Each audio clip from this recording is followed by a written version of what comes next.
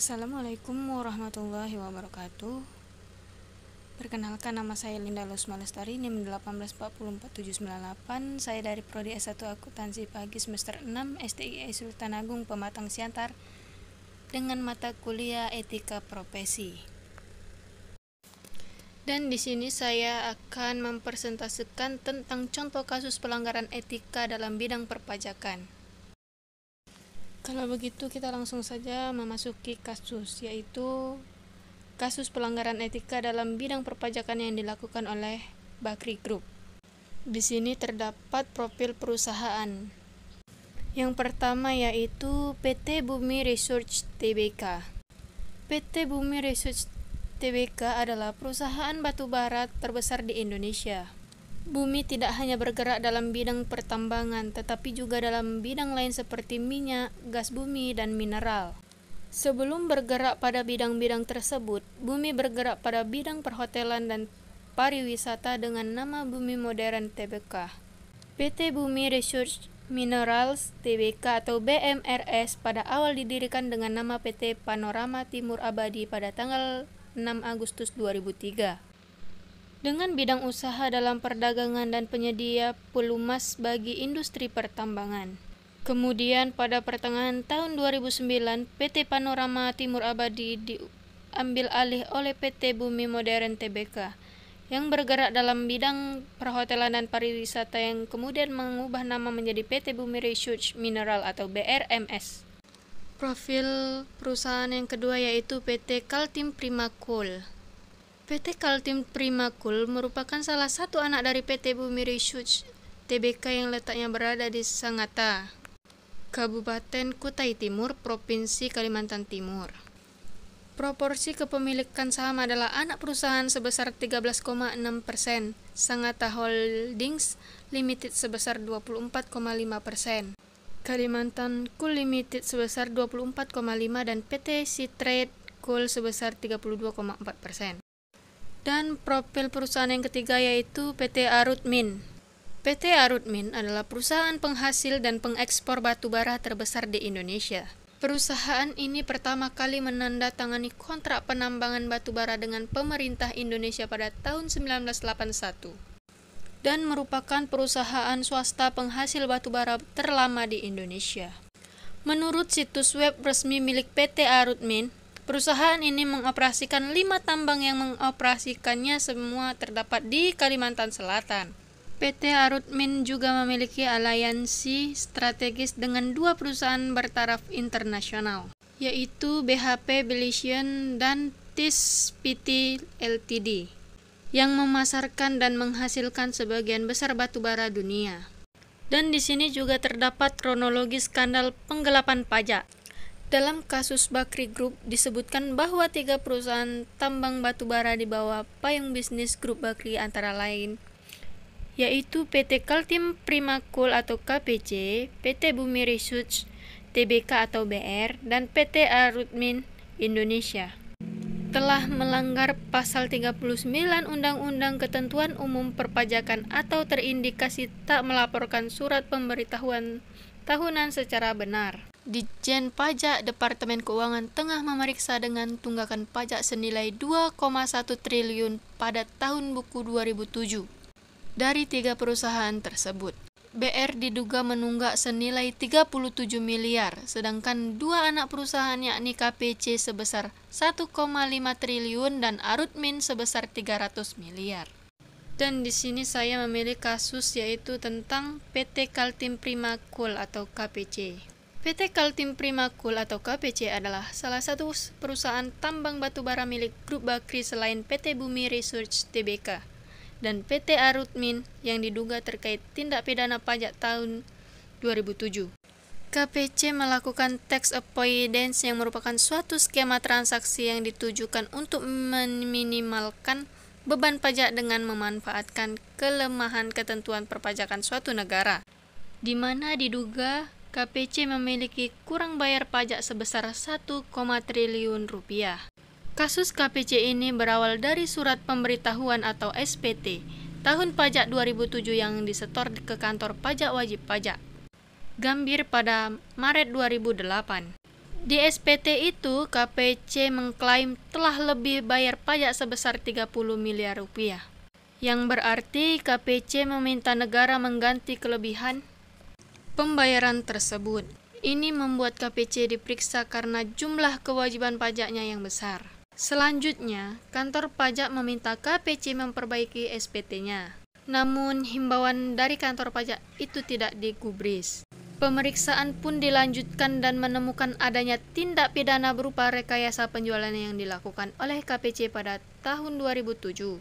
Penjualan yang seharusnya dilakukan langsung oleh KPC dengan pembeli dari luar negeri dibelokkan terlebih dahulu ke PT Indocool Research Limited atau merupakan anak perusahaan PT Bumi Research Tbk di Kepulauan Cayman. Penjualan batu bara pada perusahaan terafiliasi itu hanya dihargai separuh dari harga yang biasanya dilakukan jika KPC menjual langsung ke pembeli. Berikutnya, penjualan ke pembeli lainnya pun penjualan KPC jauh lebih rendah dari perhitungan penyidik jika itu dijual langsung, selisihnya mencapai triliunan. KPC melayangkan gugatan ke pengadilan pajak atas terbitnya surat perintah tersebut. KPC menilai penyidik pajak tak menjalankan prosedur pemeriksaan sesuai ketentuan. Setelah menerima putusan pengadilan pajak tertanggal 8 Desember 2009, yang membatalkan surat perintah pemeriksaan Buper, KPC membuat permohonan peradilan di Pengadilan Negeri Jakarta Selatan. Isi permohonan pra-peradilan tersebut, KPC meminta Majelis Hakim Pra-Peradilan membatalkan penyelidikan yang dilakukan oleh aparat pajak. Bahkan KPC melaporkannya ke MA, dan akhirnya KPC memenangkan sengketa pajak tersebut. Pada saat kasus berlangsung, Gayus yang seorang fiskus diduga telah menerima suap untuk menghentikan proses penyidikan itu dengan memenangkan kasus ini. Kepada penyidik, Gayus mengatakan bahwa membantu membereskan 3 kasus pajak perusahaan Grup Bakri sepanjang tahun 2008.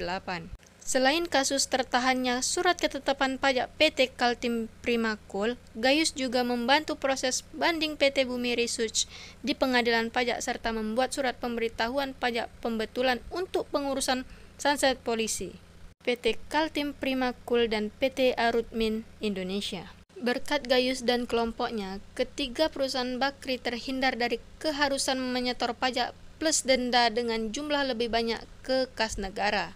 3 perusahaan itu memilih jalur belakang dengan membayar sogokan melalui mafia pajak setidaknya 7 juta US dollar atau sekitar 65 miliar.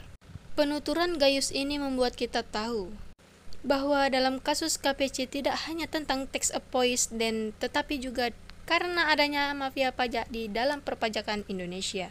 Dalam kasus penggelapan pajak oleh perusahaan Bakri Group, perusahaan dalam menghadapi masa sulit diperlukan efisiensi. Dalam kasus ini, efisiensi yang paling cepat dilakukan adalah dengan mengurangi pengeluaran seperti memanipulasi laporan pajak, mengurangi tenaga kerja dan lain-lain. Alasan efisiensi tersebut adalah konsekuensi dari globalisasi yang memadatkan jarak dan waktu, yang memang menuntut kompetisi ekonomi global menjadi kian sengit dengan tenggat waktu yang amat cepat. Dan di sini juga ada prinsip etika yang dilanggar. Adanya masalah ini sebagai perusahaan yang telah go publik, masih ada indikasi bahwa banyak perusahaan belum menerapkan prinsip-prinsip good corporate governance atau masih sebatas dugaan. Untuk memastikan lebih jauh maka harus dilakukan penyidikan lebih lanjut. Tetapi untuk dampak sementara akibat adanya dugaan ini, investor mulai ragu untuk menanamkan modalnya pada perusahaan-perusahaan tersebut. Dalam konsep good governance, setiap informasi yang hendak disampaikan harus terbuka dan akurat, jauh dari manipulasi dan hal-hal yang menyesatkan. Sebab dengan diterapkan prinsip good corporate governance diharapkan dapat meningkatkan kualitas laporan keuangan termasuk investor. Dan di sini juga terdapat sanksi dan denda. 1. Untuk Gayus, Majelis Hakim Pengadilan Tindak Pidana Korupsi menjatuhkan vonis 6 tahun penjara dan denda sebesar 1 miliar rupiah. Untuk Gayus Tambunan, Gayus juga dikenai hukuman membayar pidana denda sebesar 1 miliar rupiah. Apabila denda itu tidak dibayar, maka diganti pidana kurungan selama 4 bulan. 2. Untuk pihak Bakri. Sesuai dengan Undang-Undang Perpajakan, maka setiap orang yang karena kealpaannya tidak menyampaikan SPT atau menyampaikan SPT tetapi isinya tidak benar atau tidak lengkap yang dapat menimbulkan kerugian pada pendapatan negara, dan perbuatan tersebut merupakan perbuatan setelah yang pertama kalinya, maka didenda paling sedikit 1 kali jumlah pajak terutang yang kurang atau tidak dibayar, dan paling banyak 2 kali jumlah pajak terutang yang tidak atau kurang dibayar, atau dipidana kurungan paling singkat 3 bulan atau paling lama 1 tahun.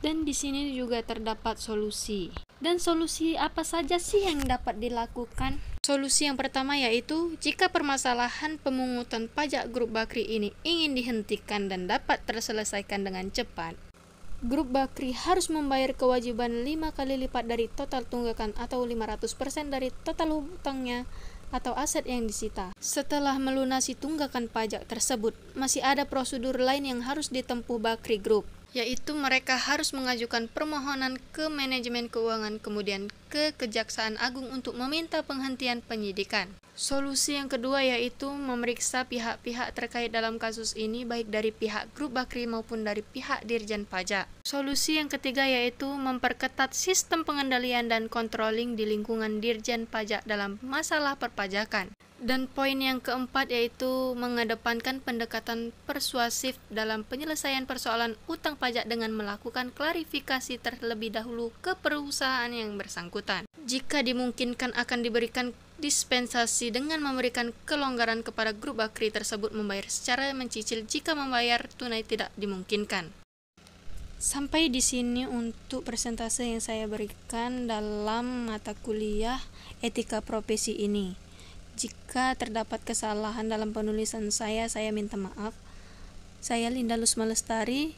Wassalamualaikum warahmatullahi wabarakatuh. Terima kasih.